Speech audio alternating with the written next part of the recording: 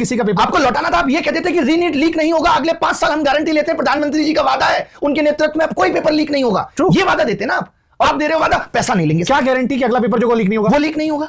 2000 मुझे तो ऐसा लगने लगा है कि पेपर सारे लीक हो रहे हैं, बस कुछ पता नहीं चल रहे।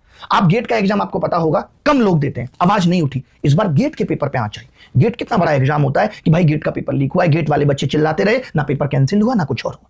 ये तो क्या है कि मीडिया में इतनी हाइप बन गई, नीट सबको पता है यही डॉक्टर आगे आने वाली हमारी पीढ़ियां, हम बूढ़े होंगे तो हमारा इलाज करेंगे, तो हमने इस मुद्दे को बहुत ज्यादा उठा लिया। वरना गेट का paper leak, SSC GD 13-13 lakh में मिले, खूब मीडिया में खबरें आई। यानी आप पुलिस भर्ती ठीक से नहीं कर रहे, आप नकली पुलिस बना रहे हैं, आप नकली डॉक्टर बना रहे हैं, आप सब कुछ, कल को नकली सीए बनेंगे।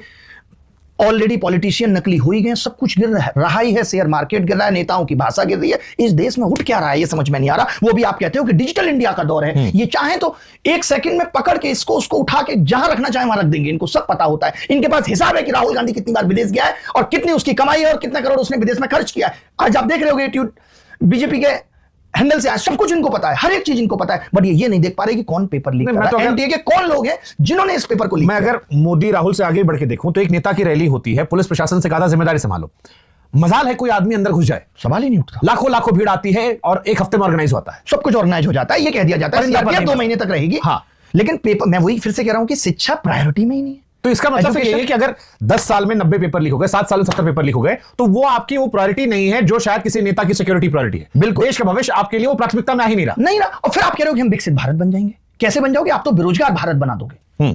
जब आप ठीक तरीके से भर्तियां टाइम पे नहीं ले रहे हो। यार आज से 10 साल पहले की बात करो तो भर्तियां टाइमली आती थी। मैं और आपको ये सोच के हैरानी होनी चाहिए कि आज लोगों को जरूर लग रहा है ये भर्ती 4 साल में आएगी, आदत में आ गया है, लेकिन मुझे लगता है कि इस बीच में भी बहुत सारी भर्तियां बैकडोर से हो जा रही होंगी। ऐसे ही थोड़ी देश चल रहा है। अब ऐसा क्या हो गया है कि जो भर्तियों की जरूरत नहीं पड़ रही, जो भर्तियां हर साल नहीं आ रही, गेट का स्कोर कार्ड लेके बच्चा घूम रहा है। शिक्षक भर्ती में घोटाले नहीं हुए?